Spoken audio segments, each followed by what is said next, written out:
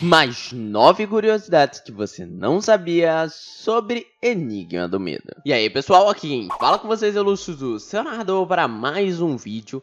E alguns dias atrás eu tava ouvindo um sussurro estranho. Esse sussurro tava tentando me passar uma informação e cada vez mais ficava mais óbvio na minha cabeça sobre o que ele estava falando. Era o Enigma do Medo. O outro lado me passou uma mensagem. O outro lado me contou alguns vazamentos não oficiais aí de ordem paranormal, Enigma do Medo. Lembrando que o que eu vou falar nesse vídeo aqui, como eu disse, é datado de vazamento, mas eu não sei o quão desatualizado essas informações estão, mas é o que eu tô vendo aqui, é bem atual, é bem fresquinha as informações que eu tenho. Mas, claramente, muitas das informações passadas nesse vídeo podem ser modificadas até a versão final do jogo quando todos nós recebermos. Então, algumas dessas informações podem não ser verdade, eu vou sempre frisar isso no final. E, lembrando sempre, não foi ninguém da Drumativa, porque muita gente vai me perguntar o que aconteceu, como que eu consigo essas informações. Não foi ninguém da Drumativa, não foi o Selbit, foi outras coisas, ok? Mas eu não posso também contar quem foi. E por causa disso ser um vazamento e tudo mais, se o Selbit ou a Drumativa quiserem que esse vídeo saia do ar, basta entrar em contato com esse e-mail que está aparecendo aí na tela. Eu tentei até falar com o pessoal da Drumativa para ver se alguém me falava se podia ser feito ou não isso, mas já que eu não fui respondido de início, eu decidi fazer o vídeo sim. Então, eu tô fazendo o vídeo depois de já ter pedido, não ter recebido resposta, mas eu tô totalmente calmo. Se alguém quiser que esse vídeo saia do ar, entre em contato comigo e tá feito. A gente tira do ar sem problemas nenhum, ok? Uma coisa bem importante que eu vou deixar claro: nenhum vazamento de história nunca será mencionado no meu canal. Se vazar e eu descobrir qualquer coisa sobre a história, eu nunca vou contar. Eu nunca vou contar nada sobre a história e nem nunca vou falar datas. Eu vou explicar nesse vídeo, mas eu não vou falar data de nada, por mais que eu já tenha alguns indícios de data, ok? Então é isso, dados esses primeiros recados, vamos pro vídeo. Número 1. Tem mais dubladores. O último trailer foi focado em nos apresentar os dubladores do Enigma do Medo, mas nem todos os dubladores foram revelados. Existem 3 a 4 dubladores não profissionais que vão fazer papéis em Enigma do Medo. A maior teoria de todas é que isso são os jogadores. Não sabemos, então, se em algum momento, os jogadores vão aparecer na campanha principal, mas pode ser que seja isso.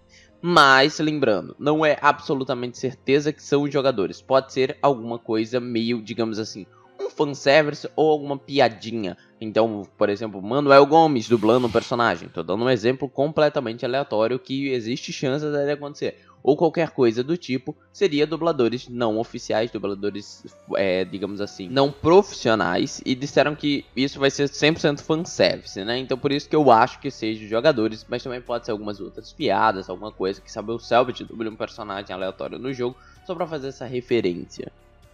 Número 2. Um novo jogo de ordem paranormal. O primeiro jogo nem saiu, mas logicamente a equipe da Drumativa já estão se movimentando para ter certeza se o Selbit vai ou não querer fazer outro jogo, por motivos bem simples. Na indústria dos jogos, normalmente demora muito tempo para a fabricação de jogo. Então, se eles pensam em fazer um Enigma do Medo 2, ou se eles pensam em fazer um outro jogo no mundo de ordem paranormal, seria bom que eles começassem a decidir se isso vai acontecer ou não agora. Porque a Drumativa, ela tá muito ocupada esse fim de ano, e esse ano vai ser muito importante para ela. Nós vamos ter muitos lançamentos vindo aí pela frente. Eles também estão fabricando o jogo junto com a Caramelo Gamer, a Bagmon. Para quem não viu o Bagmon, eu vou até deixar aí o site da nuvem deles aparecendo na tela. Bagmon é praticamente o Pokémon brasileiro, né? Se é que a gente pode referenciar de alguma forma, seria Pokémon brasileiro. Tem muitas inspirações, mas é algo bem próprio, né? Uma identidade visual própria, uma forma bem própria ali de funcionar o jogo. Mas digamos assim, Nintendo não é para processar, tá? Já deu, Nintendo. Esse papo de Nintendo processar tudo. Já deu, Nintendo. Então, a Drumativa, ela tem logo que ver com o Selbit se eles vão querer ou não. Por exemplo, uma coisa que foi citada é que a gameplay do Veríssimo, ela é tão diferente, mas tão legal, que faz sentido eles quererem fazer algo focado em um combatente, seja no próprio Veríssimo ou no Joey, quem sabe. Seria muito interessante eles pegarem e aprofundarem um outro jogo mais focado em porrada, mais focado em combate. Então seria tipo esses jogos que, não, ele é mais focado em Enigma, né? Enigma do Medo já é focado em você investigação, é um survival horror. E depois ele pode fazer algo mais um hack and slash paranormal, em 2D tal, com algum personagem combatendo, lutando com muitas criaturas. Então a gente pode fazer e ir para um outro caminho também. Então, se vai ou não ter um jogo novo a mais de Ordem Paranormal do que apenas as DLCs e o Enigma do Medo, não sabemos, mas sabemos que se eles têm que fazer, eles vão ter que decidir logo. Então é importante aí, pode ser que exista mais jogos a caminho, daqui a alguns anos a gente possa ficar sabendo de um anúncio oficial, quem sabe. Número 3, Loop vai falar. Existia um plano para fazer o Loop falar, meio Scooby-Doo, ok? Não sei em que momento isso se encaixaria, se seria o tempo inteiro o Loop falando, se seria alguma coisa paranormal que a própria Mia teria para entender o Loop, ou que se seria naqueles momentos que a Mia começa a ficar mais louca, vamos falar, ela perde sanidade, a gente poderia acabar vendo o Loop falando por essa loucura que ela tá na mente dela. Então, não sabemos, parece que ainda não foi acertado se vai ou não existir esse Loop falando, mas existia a ideia, pelo menos. Não sei se ela foi pra frente ou se ela vai pra frente depois ali de um tempo no jogo. Número 4, faixa etária. O jogo quase foi um jogo para mais de 18 anos. Sim. E o motivo é simples, as finalizações da Mia. As finalizações estavam bem mais brutais, elas ainda estão bem fortes. Mas antes elas estavam brutais a um ponto que, pela dublagem e por todo o contexto, realmente o jogo não se encaixava em menos de 18 anos. Então, seria meio que um Decalisto Protocol, aquelas mortes todas ensanguentadas, com mutilação, possivelmente algo bem desse tipo, com muito grito, com muita emoção. E aí, eu creio que em consenso, todos eles decidiram que não seria uma boa ideia um jogo indie desse jeito e tal, com essas imagens, focada no público de Ordem Paranormal, ser para 18 anos. Então, eles preferiram mudar algumas dessas animações. Entre aspas, por favor, que não vão reclamar, não, mas eu queria que fosse pesado. Deixaram um pouco mais leves, a ponto de que essa faixa etária caísse em dois passos, né? Então ela não foi nem para 16, ela foi para mais 14, ok? Mas importante falar que o jogo quase foi para mais 12 também. Por quê? Porque o jogo, tecnicamente falando, o jogo é mais 12.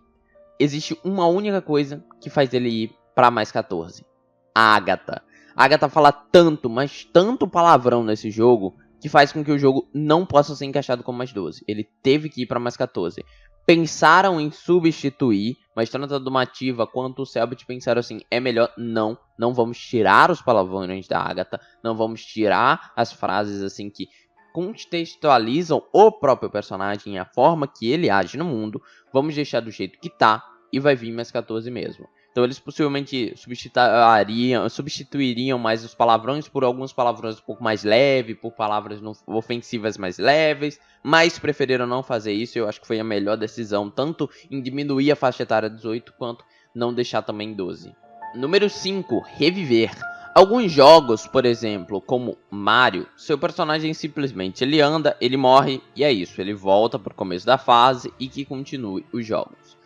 Agora, existem alguns outros jogos, como por exemplo Dark Souls, onde existe uma explicação do porquê o seu personagem revive, porque o seu personagem volta e continua seguindo a história. Ou seja, nós temos praticamente o jogo que a morte não é explicada, é como se ela não tivesse acontecido, e nós temos os jogos onde a morte não só é explicada, como tem todo um contexto por trás do porquê o personagem revive. Aí é que tá uma questão que eu não entendo, eu não sei como que funcionaria, como encaixaria em Ordem Paranormal. Mas ao que eu recebi de informações, é que a morte da Mia vai ter uma explicação de por que ela volta. Entendeu? Ou seja, praticamente quando a gente volta, não é só como se a Mia nunca tivesse morrido e a gente voltou um save atrás. Acho que Resident Evil é assim, por exemplo. Você morreu, você volta ali atrás, não tem nenhuma explicação do porquê você voltou. Você voltou porque o jogo não era para você ter morrido. Mas, ao que falaram, vai ter uma explicação do porquê a Mia volta. Isso me causa um pouco de estranheza, porque é praticamente reviver um personagem, entre aspas, entre muitas aspas, e eu não sei se vai ser exatamente isso. Pelas informações que eu recebi, é que vai ter uma explicação. E eu sinto isso como algo muito estranho vindo de Ordem Paranormal. Mas possa fazer sentido, me avisaram aqui, digamos assim, o oculto anônimo que me passou essas informações. Ele me avisou que é o seguinte: lá na Steam, né, nós já tínhamos debatido uma vez que tem uma tag com o nome Viagem no Tempo. Será que essa tag Viagem no Tempo não quer significar da Mia retornando à vida? Era um dos pensamentos, é que a Mia meio que volta ali para trás do tempo e aí ela continua seguindo. Não sei se encaixa. Se no jogo oficial não tiver esse negócio dela reviver, ok. Eu acho que realmente, do jeito que eu estou pensando, a explicação não é muito legal. Mas, se caso não tiver isso, é porque eles decidiram tirar. Mas as minhas informações é que sim, isso existia. Existe uma explicação para ela voltar à vida. Mas, ok. Passando pro próximo ponto. Número 6. O jogo causa medo. Para quem quer saber se o jogo tá causando medo, tá, principalmente pela dublagem. Eu já fiquei sabendo aqui que teve gente da Dumativa que passou mal em uma sessão de dublagem, de tão pesado que estava sendo as falas da dubladora da Mia. Ou seja, a Pamela Rodrigues está mandando tão bem que alguém passou mal. E aí eles pediram até para ela ser um pouco menos intensa em certos momentos, porque senão vai ser muito... Pode ser que suba essa faixa etária do jogo de novo. Mas o jogo sim, tá assustador. E principalmente ao que a gente viu pela dublagem. Isso é muito legal. Saber que a gente conseguiu dublagem no jogo e ela não só tá ajudando na língua em si, mas como tá ajudando em toda a imersão do jogo. Todo o medo que ele transpassa pra gente. Aprende aí, Nintendo. É assim que se lança um jogo no Brasil. Tacar um jogo por quase 400 contos sem nem legenda. Queria tanto jogar Zelda. Número 7. Animações de morte. Eu meio que já dei spoiler dessa aí um pouquinho mais pra cima, mas explicando um pouquinho melhor agora. Toda criatura que mata a Mia, existe uma animação diferente da morte dela. Não existe só uma tela preta e o personagem cai no chão, ou a tela fica vermelha quando vira zero. Não. Todas elas têm uma animaçãozinha de morte. Então, possivelmente, vamos falar, o zumbi de sangue pula no pescoço dela, por exemplo. Aquela criatura de 2 cabeças que a gente viu pode esmagar a Mia. A gente pode ver várias animações diferentes e falaram que as animações estão bem, digamos assim, não chega a ser o super master do pesado, mas é pesado sim. Você vai ficar meio que doído com essas animações e existe uma variedade até que boa delas. Não é uma variedade gigantesca até, porque é um jogo indie, mas é uma variedade boa. Ah, e o sussurro no meu ouvido também falou que parece que o Lupe também morre toda vez que a Mia morre. Então... Nossa, 10 vezes mais pesado. Número 8. O jogo está pronto?